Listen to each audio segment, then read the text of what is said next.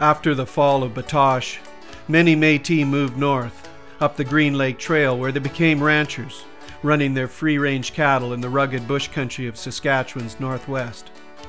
In the south, retiring Northwest Mounted Policemen established the first ranching outfits around their posts at Fort Macleod, Calgary, and Wood Mountain. American cowboys began following the cattle drives north to the Canadian territories, bringing with them all of the richness of their American cowboy culture. The Pulitzer Prize-winning author Wallace Stegner grew up in cowboy country in southern Saskatchewan at the turn of the century and described his dream of growing up to be a cowboy in his book, Wolf Willow. "I would grow up to be about 5 feet 6 and weigh about 130 pounds. I would be bow-legged and taciturn with deep creases in my cheeks and a hide like stained leather. I would be the quietest and most dangerous man around. Best rider, best shot, the one who couldn't be buffaloed. Men twice my size beginning some brag or other would catch my cold eye and begin to wilt. And when I had stared them into impotence, I would turn my back contemptuous, hook on to my pony in one bow-legged arc, and ride off." My people first came to this country in 1878. Back then there wasn't much for settlements west of Winnipeg. A few fur trading and mounted police posts, some scattered Métis communities, and a few tentative settlements that would later boom into the cities of Prince Albert, Battleford, Calgary, and Edmonton. Out on the western plains, Indians still hunted the dwindling herds of buffalo. The Mackinnons were cattlemen from the Hebrides of Scotland, similar to the character played by Liam Neeson in the movie Rob Roy.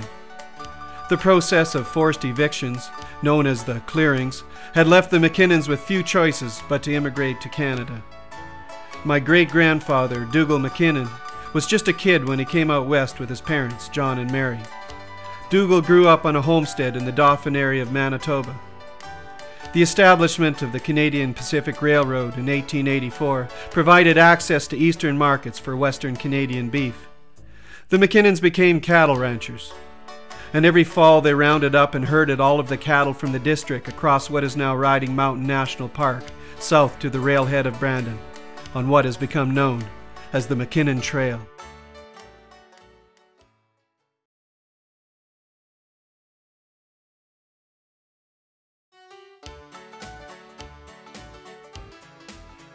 In 1905, a little girl rushed into her home to tell her mother the exciting news. "Mummy, Mummy," she cried, "Santa Claus has come." Her mother ran outside with her daughter and took this historic photograph. As it turned out, it wasn't Santa Claus at all. It was a young cowboy by the name of Dougal Mackinnon. And he wasn't driving reindeer, he was driving a team of moose that he'd raised and trained on his homestead. One fine spring day in 1905, Dougal hitched the moose to a buggy and headed down the Burroughs Trail towards Brandon to visit his girlfriend, Mary McLean. After a few days of romantic spring buggy rides, Dougal and Mary eloped with the moose and buggy to Grand Forks, North Dakota, where they were married. They returned from their honeymoon to homestead in the Magnet area, near Dauphin. In July, Dougal and his famous team of moose led the parade at the Winnipeg exhibition. And later, on a bet with the great P.T. Barnum himself, hitched the team to a sulky and raced a team of horses, and won.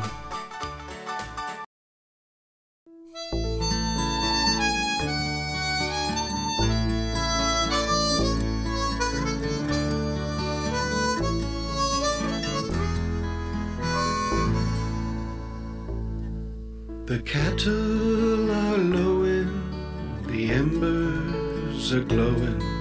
He watches the last golden rays of the sun. This trail leads on south to the railhead at Brandon. A couple more days and the summer's work is done. The call of the bull moose echoes through the forest. He dreams of his home on the Isle of Tiree. He's a Manitoba cowboy now, far from the highland, far from the clan, and far from the sea. Blown by the wind, scattered by the clearings, tossed up like driftwood upon a far shore. The sheep they now graze upon the land of his fathers, where the houses stand empty, the hearth burns no more. The far distant cry of the timber wolf joins him. He dreams of his home on the Isle of Tiree. He's a Manitoba cowboy now, far from the highland, far from the clan, far from the sea.